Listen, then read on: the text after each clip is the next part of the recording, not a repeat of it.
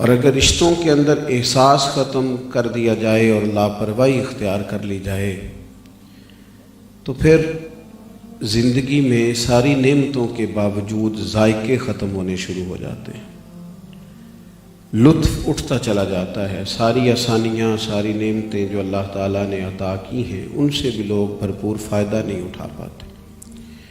احساس کی دولت رشتوں کو مضبوط کرتی ہے، احساس کی نعمت رشتوں کے قرب میں اضافہ کرتی ہے، انسان اپنے رشتوں کے لحاظ سے طاقتور ہو جاتا ہے۔ اور اللہ تبارک و تعالیٰ نے جو دین ہمیں عطا فرمایا ہے وہ رشتوں کی مضبوطی کی بات کرتا ہے۔ نبی پاک علیہ الصلاۃ والسلام نے فرمایا، میں دنیا میں رشتے جوڑنے کے لیے آیا ہوں، اور حضور علیہ الصلاۃ والسلام نے ہر رشتے کی افادیت کا بھی اظہار کیا، حقوق بھی متعین فرمائے، اور جو لوگ ان حقوق کو ادا کریں گے ان کے لیے انعام کا اعلان بھی فرمایا، اور جو کمزوری دکھائیں گے ان کی تادیب بھی فرمائی، تنبیہ بھی فرمائی۔ لیکن سمجھنے اور غور کرنے کا مقام یہ ہے کہ ہمارا سب سے مضبوط رشتہ کس کے ساتھ؟ تو یاد رکھیے گا، ہمارا سب سے مضبوط رشتہ اللہ رسول کے ساتھ ہے صلی اللہ تعالی علیہ وسلم، سب سے مضبوط رشتہ۔ اور اس رشتے کی گہرائی اور گہرائی جو قرآن مجید نے بیان فرمائی ہے، کبھی اس پر غور کیا جائے اور اس پر توجہ دی جائے اور اس کا احساس پیدا کیا جائے۔ ارشاد فرمایا کہ النبی اولی بالمؤمنین من انفسہم، فرمایا یہ نبی کریم علیہ السلام مومنوں کی جانوں سے بھی ان کے زیادہ قریب ہیں۔ اس رشتے کی قربت کو آپ ملاحظہ فرمائیں کہ اللہ تعالیٰ نے فرمایا کہ میرے نبی پاک علیہ السلام تمہاری جانوں سے بھی تمہارے زیادہ قریب ہیں۔ نبی پاک صلی اللہ تعالیٰ علیہ وآلہ وسلم کا امت کے ساتھ کس طرح کا رشتہ ہے؟ تاریخ میں جب اچھے ادیب اور اچھے شعراء کی بات دیکھی جاتی ہے تو کبھی ماں دعویٰ کرتی تھی نا کہ میرا بیٹا پردیس میں آج مجھے تکلیف میں لگتا ہے اس لیے کہ میرا دل گھبرا رہا ہے، تو قریب بیٹھے لوگ یہ کہا کرتے تھے کہ یہ شاعرانہ بات ہے، یہ کیسے ہو سکتا ہے کہ اتنی دیر اتنی دور کسی کو تکلیف ہو رہی ہے اور اس کا احساس یہاں ہو رہا ہے۔ کبھی کوئی شخص کہتا تھا کہ فلاں آدمی اگر خوش ہو تو اس کی خوشی میں بھی خوش ہوں، تو لوگ کہتے تھے اچھے شاعر کا فکرہ ہے۔ اتنا گہرا احساس ممکن نہیں ہوتا، اس قدر زیادہ حساسیت پیدا ہو نہیں سکتی۔ لیکن آپ قرآن مجید کو دیکھیں تو قرآن مجید نے ہمارے نبی پاک علیہ السلام کے ساتھ جو رشتہ بیان کیا ہے نا، اس کی حساسیت اس طرح بیان فرمائی کہ فرمایا عزیز علیہ ما عنتم،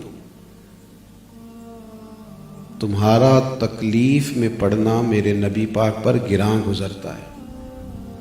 حضور کے غلاموں، اگر تم کبھی تکلیف میں ہو تو محبوب اس کا بوجھ محسوس کرتے ہیں، انہیں تکلیف ہوتی ہے۔ حریص علیکم، وہ تمہاری بھلائی چاہنے میں جلدی کرتے ہیں۔ وبالمؤمنین رؤوف الرحیم، وہ مومنوں پہ رؤوف بھی ہیں اور رحیم بھی۔ نبی پاک صلی اللہ تعالی علیہ وسلم کا بڑا حساس رشتہ رہا امت کے ساتھ، اور حضور علیہ الصلاۃ والسلام نے مختلف مواقع پر اس حساسیت کا بیان بھی فرمایا۔ حضور علیہ السلام فرمانے لگے، میری اور تمہاری مثال اس شخص کی طرح ہے جس نے آگ جلائی تھی اور پتنگے آ کے آگ میں گرنے لگے تھے، تو وہ ان کو روکتا تھا، قریب نہ آؤ جل جاؤ گے، ان کا احساس کرتا تھا، خیر خواہی کرتا تھا۔ فرمایا تم بھی کچھ ایسے کام کرتے ہو جو تمہیں دوزخ میں لے جائیں گے، اور میں سینہ بند سے پکڑ پکڑ کے تمہیں کھینچتا ہوں، یہ کام نہ کرو، یہ تمہیں آگ کی طرف لے جائے گا، اس کام سے بچو، یہ کہیں تمہیں دوزخ کی طرف نہ لے جائے۔ نبی پاک علیہ الصلاۃ والسلام نے بڑی جد و جہد فرمائی امت کی تعلیم و تربیت کے لیے، اور اس کا انداز رسول پاک علیہ السلام نے اس طرح کا اختیار فرمایا کہ اگر ہم کبھی اس پر غور کریں نا کہ حضور کس طرز کے ساتھ امت کی تربیت چاہتے، کیونکہ میں اور آپ جس زمانے میں رہتے ہیں نا، اور اللہ تعالیٰ کے فضل اور توفیق سے ہم نے مسلمانوں کے گھروں میں آنکھ کھولی ہے، اور اللہ نے احسان کیا ہے شروع سے ہی اذانوں کی گونج اور درود و سلام کی آوازوں سے ہمارے کان آشنا رہے، تو بعض چیزیں ایسی ہیں جنہیں بعض اوقات یوں سمجھ لیا جاتا ہے معاذ اللہ کہ شاید یہ کوئی کلچر کا حصہ ہے، ہم نے یہ کام کرنا ہی ہے۔ حالانکہ نبی پاک علیہ السلام کے ساتھ جو غلام کا رشتہ ہے وہ تو اتنا حساس ہے، اس کے اندر تو اتنی گہرائی پائی جاتی ہے کہ اگر اس کو محسوس کیا جائے تو زندگی کی ساری تلخیاں اور لہجوں کے سارے ترش پن ویسے ہی دور ہو جاتے ہیں۔ نبی پاک علیہ الصلوۃ والسلام کا اپنی امت کے ساتھ جو انداز تعلیم و تربیت ہے، اور جس حساس انداز میں حضور علیہ الصلوۃ والسلام اپنے غلاموں کو سمجھاتے، حضرت معاویہ بن حکم رضی اللہ تعالیٰ عنہ بیان کرتے ہیں کہ میں نے نماز میں ایک دفعہ بات کر لی تھی، اور بات بھی اس طرح کی کہ ایک شخص کو چھینک آ گئی، اس نے الحمدللہ کہا تو میں نے نماز پڑھتے یرحمک اللہ کہہ دیا۔ بہت سارے لوگوں نے مجھے گھورا اور انہوں نے اپنے زانوؤں پر ہاتھ بھی مارے، ان کے لہجے سے تلخی نظر آئی۔ نماز مکمل ہوئی، ابو داؤد شریف میں حدیث ہے، کریم محبوب علیہ السلام نے مجھے بلایا۔ انسان جو ہوتا ہے نا، اس میں کمزوریاں رہ جاتی ہیں، مکمل سیکھنے کے باوجود بھی اس کی تعمیر ہمیشہ جاری رہتی ہے۔ تو بعض لوگ ایسے ہوتے ہیں جو کسی کمزوری کا ذکر اس طرح کرتے ہیں کہ سامنے والا شرمندگی کے احساس کے ساتھ بری طرح پریشان ہو جاتا ہے۔ حضور علیہ الصلوۃ والسلام کا چونکہ اپنی امت سے بڑا حساس رشتہ ہے، تو محبوب نے قریب بلایا۔ فرماتے ہیں حضرت معاویہ بن حکم رضی اللہ تعالیٰ عنہ کہ مجھے اللہ کی قسم میں نے محبوب سے بہتر سمجھانے والا نہ پہلے کبھی دیکھا ہے نہ بعد میں کبھی دیکھا ہے۔ کہتے نہ حضور نے ڈانٹا، حالانکہ ایک بڑی انوکھی بات ہو گئی تھی کہ نماز میں ایک شخص بول پڑا ہے، نہ حضور نے ڈانٹا نہ کوئی تلخ بات کی۔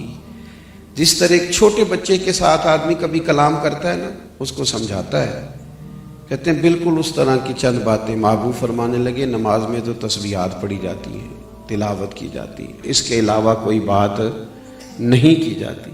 فرماتے ہیں وہ کیا انداز تھا، وہ کیا لہجہ تھا، میں سمجھ بھی گیا جو حضور نے سمجھایا، لیکن وہ جو ادائیں تھیں وہ میرے دل میں ہمیشہ کے لیے محفوظ رہ گئی۔ نبی پاک علیہ الصلوۃ والسلام نے نا بڑی حساسیت کے ساتھ امت سے پیار فرمایا ہے۔ آپ کبھی احادیث مبارکہ کا اور سیرت مقدسہ کا مطالعہ کریں تو ایک ایک چیز کھول کے اور جہاں جہاں ضرورت پڑی وہاں نشاندہی کر کے، اور جس جس مقام پر ضرورت پڑی پوری وضاحت کے ساتھ محبوب پاک علیہ السلام نے امت کو سمجھایا۔ اچھا، پھر دو قسم کے لوگ ہوتے ہیں تقریر کرنے والے، واعظ کہنے والے۔ ایک میری طرح جو لوگ تقریر کرتے ہیں اور گفتگو کا کوئی سلیقہ رکھتے ہیں تو وہ بہت ساری داد جمع کرتے ہیں زمانے میں۔ یہ تقریر ہوتی ہے مجموع کی، جمعوں کی، محافل کی، اور خدا نہ خواستہ اللہ تعالیٰ معاف فرمائے اگر کسی کو یہ پتہ چل جائے کہ اس کا اپنا بیٹا بری صحبت میں بیٹھنے لگا ہے، غلط رستے پہ چل نکلا ہے، تو پھر وہ یوں ہی مجموع میں بیٹھ کر تلقین اور واز نہیں کہے گا، بلکہ پھر رنگ بدل جاتا ہے۔ پھر تو والد جب اپنے بیٹے سے گفتگو کرتا ہے اور ماں جب گفتگو کرتی ہے تو وہ تو پگڑی اتار کے پیروں میں رکھ دیتا ہے اور تڑپتا ہے اور روتا ہے اور کہتا ہے بیٹا میری تو ساری زندگی کی کمائی لے جائے گا تو اگر تو بگڑ گیا۔ بڑی گزارش کے انداز میں درد سے رو کے، اور جتنی اس کے پاس اس وقت درد کی دولت ہوگی وہ ساری اکٹھی کر کے بیٹے کو سمجھاتا ہے، اور بیٹے نے وعدہ کر لیا ابا جی بھول گیا تھا، غلطی ہو گئی، آئندہ نہیں کروں گا، والد صاحب آپ معاف کر دیں، اب شکایت کا موقع نہیں ملے گا۔ پوری تسلی دی ہے بیٹے نے اور پوری امید دلائی ہے اور بڑا پکا وعدہ کیا ہے، لیکن ابا اور اماں ابھی بھی تسلی میں نہیں۔ بیٹا اپنے کمرے میں چلا گیا، اور ان دونوں نے مصلی بچھا لیا اور رو رو کے رب کی بارگاہ میں عرض کیا مالک اسے ہدایت کی روشنی عطا فرما، اے اللہ کرم فرما، رحمت فرما۔ آپ بات کو سمجھیے گا، بلا مثال و بلا تشبیہ سمجھانے کے لیے عرض کر رہا ہوں۔ 10 دن حضور نے قیام فرمایا ہے طائف کے اندر، اور یہ والی تبلیغ نہیں ہے کہ میں آیا ہوں تو آپ نے مجھے بڑی نشست بھی دی ہے، اعزاز بھی دیا ہے اور تعریفی کلمات بھی کہے گئے ہیں۔ محبوب نے خود جا کے ایک ایک دروازے پہ دستک دی،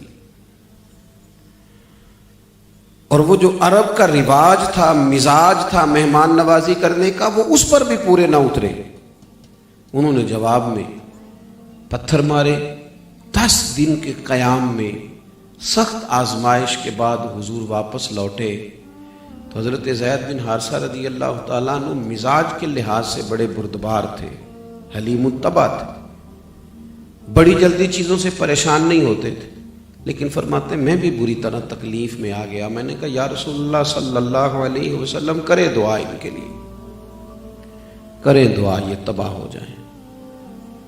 تو کہتے ہیں میرے وہ اصرار میں اتنی محبت تھی اور میرے بار بار کہنے کے اندر اس قدر زیادہ تڑپ تھی کہ حضور نے میرا چہرہ دیکھا اور ہاتھ اٹھا دیے، اور جب حضور نے ہاتھ اٹھائے تو میں سمجھا طائف والے تباہ ہو گئے، لیکن حضور نے دعا کیا کی؟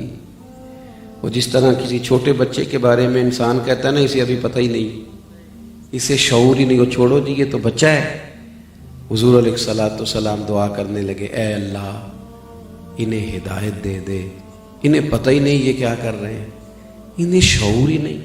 اتنا حساس رشتہ اپنے غلاموں کے ساتھ، امت دعوت کے ساتھ، تو بتائیے امت اجابت کے ساتھ حضور کا رشتہ کس قدر زیادہ مضبوط ہوگا۔ حضرت زید بن حارثہ رضی اللہ تعالیٰ عنہ فرماتے ہیں محبوب کی دعا مکمل ہوئی تو میں عرض گزار ہوا، میں نے کہا یا رسول اللہ صلی اللہ علیہ وسلم ایک بندے نے بھی تو بات نہیں مانی، آپ نے پھر ہدایت کی دعا فرمائی۔ تو یہ حضور کا انداز ہے امیدوں کو مضبوط کرنے کا۔ کریم فرمانے لگے اگر کسی ایک نے بھی نہیں نہ مانی تو تباہی کی دعا پھر بھی نہیں کریں گے، مجھے امید ہے ان کی آنے والی نسلیں مان جائیں گی، اگلی نسلیں مان جائیں گی، امید نہیں توڑی جائے۔ یہ جو حساسیت ہے نا، ہمارے ہاں یہ ہوتا ہے کہ 2-4 بار کسی سے کہو اور اگر وہ نہیں مانتا تو بات ختم ہو گئی، لیکن قرآن مجید فرماتا ہے کہ ایسے پکے کافر اجازت دے دی کہ اب آپ انہیں ڈرائیں یا نہ ڈرائیں یہ ایمان نہیں لائیں گے۔ ان الذین کفروا سواء علیہم اانذرتہم ام لم تنذرہم لا یؤمنون۔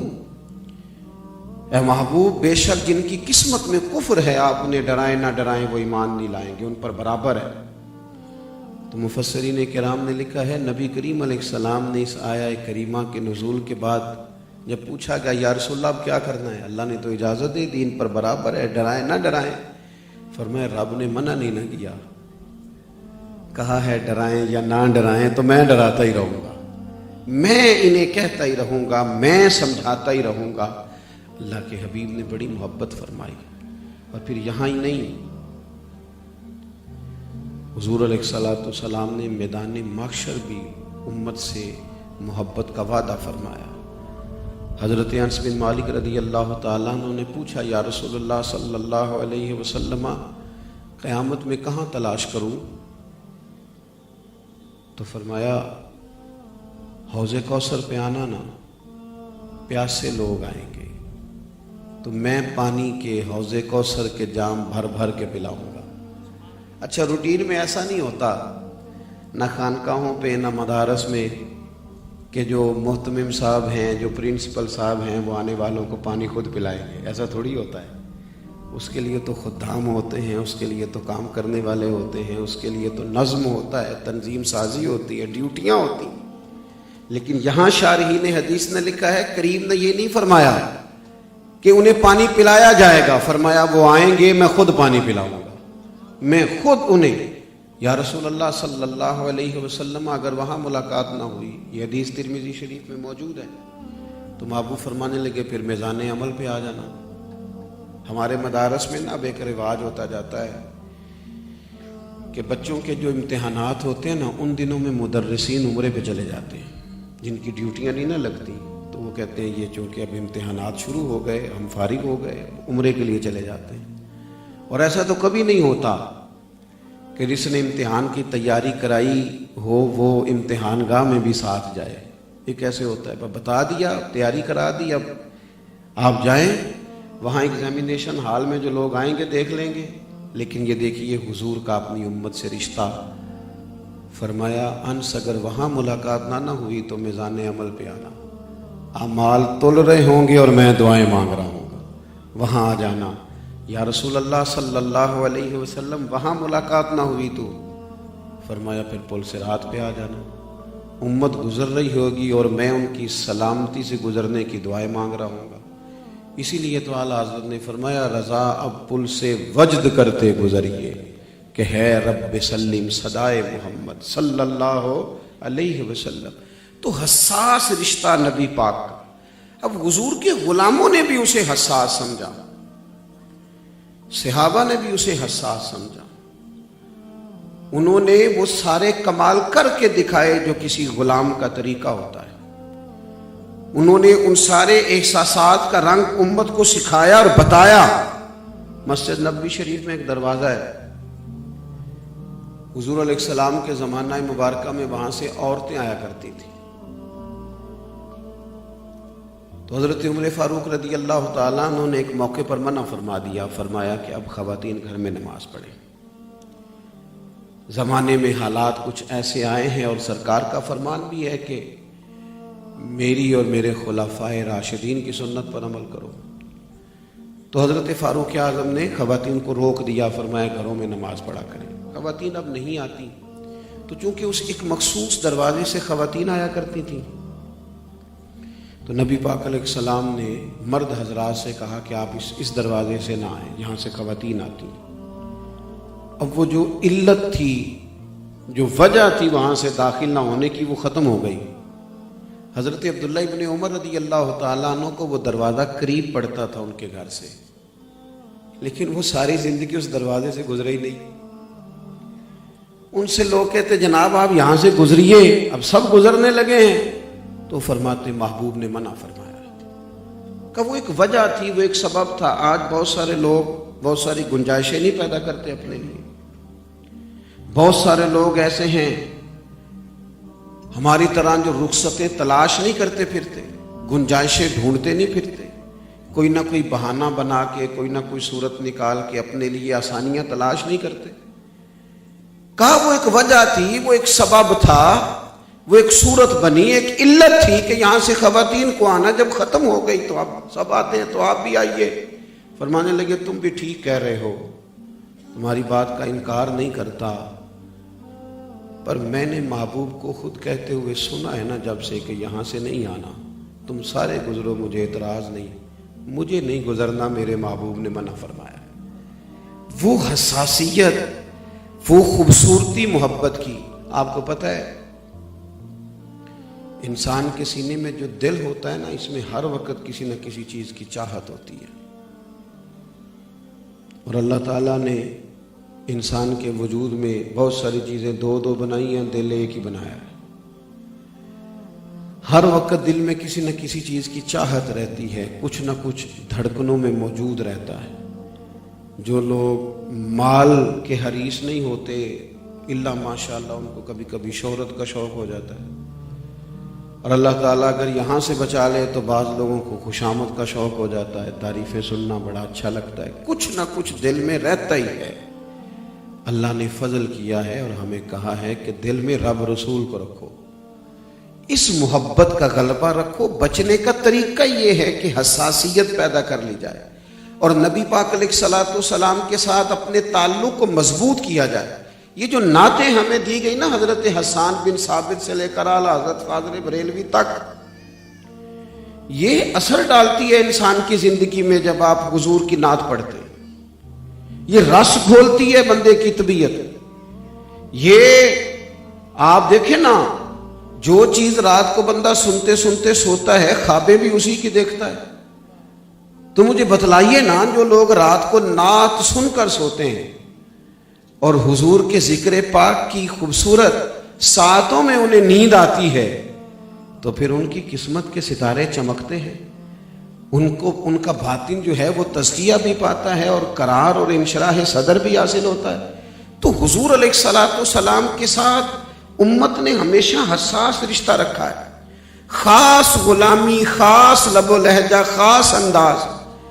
ہمارے ہاں چونکہ بعض اوقات بعض ذہنوں کی سطح پر سوال ابھرتے ہیں، یہ ہمارے ہاں محافل ہوتی ہیں، تو ایک دوست بڑے اخلاص کے ساتھ ایک دن مجھ سے کہنے لگے کہ یہ جو محافل ہوتی ہیں ان کا نتیجہ کیا ہے؟ اچھے مخلص آدمی تھے۔ میں نے انہیں کہا کہ ذرا آپ میرے ساتھ مل کے پڑھیں گے، بلغ العلا کمالہ کشف الدجا۔ انہوں نے سارا پڑھ دیا ماشاءاللہ۔ تو میں نے کہا ترجمہ بھی آپ کو آتا ہے؟ کہنے لگے وہ تو نہیں آتا۔ میں نے کہا یاد ہوئی ہے نا؟ کہنے لگے یاد بھی ہوئی ہے اور مزہ بھی بڑا آتا ہے۔ میں نے کہا یہ محفل میلاد کا ہی کمال ہے، کوئی یاد بھی ہو گئی ہے، لطف بھی دے رہی ہے، سکون بھی دے رہی ہے، اگرچہ آپ اس کے مفاہیم سے آگاہ نہیں ہیں، لیکن اس نے آپ کے دل کے اندر جو کیفیت پیدا کی ہے، تو یہ برکات ہے ان محافل کی، یہ برکات ہے حضور کی نعت خوانی کی، کہ دل محبوب پاک علیہ السلام کے لیے حساس ہو جاتا ہے، حضور کی محبت پیدا ہوتی ہے۔ یہ بہت ساری ایسی چاہتوں سے جو دل کی سختی کا باعث ہوتی ہیں بندہ بچ جاتا ہے۔ صحابہ کرام نے بڑے خلوص سے، بڑے للہیت سے 3 دن مسلسل ایک نوجوان کم عمر صحابی حضور مسجد میں تشریف لاتے تو وہ نہ آگے بڑھ کے محبوب کے نالین مبارک کو تھام لیتے اور سمیٹ کے کونے میں رکھ لیتے۔ حضور تشریف لے جاتے، نماز کی تکمیل کے بعد واپس تشریف لاتے تو وہ محبوب کے نالین مبارک کو بڑھا کے محبوب کے قدموں کے قریب رکھتے، حضور پہنتے، تشریف لے جاتے۔ ایک دن بھی یہ ہوا، 2 دن بھی ہوا، تیسرے دن محبوب کریم نے پوچھا آپ کو کسی نے کہا ہے یہ کام کرنے کے لیے؟ حضور جانتے ہیں، تصدیق کے لیے پوچھ رہے، کسی نے کہا ہے؟ عرض کی حضور نہیں۔ فرمایا کس طرح خیال آیا؟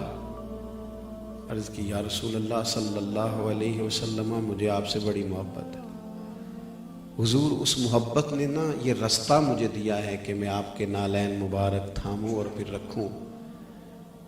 اللہ کے محبوب علیہ الصلوۃ والسلام نے اس بچے کی بات سنی، اس نوجوان کی، اس کم عمر صحابی کی، تو محبوب نے اپنا رخ انور بیت اللہ شریف کی طرف پھیرا اور دونوں ہاتھ اٹھا کے دعا فرمائی، کہا ہے اللہ جس طرح یہ مجھے راضی کرنا چاہتا ہے نا، تو اپنے فضل سے اس سے راضی ہو جا۔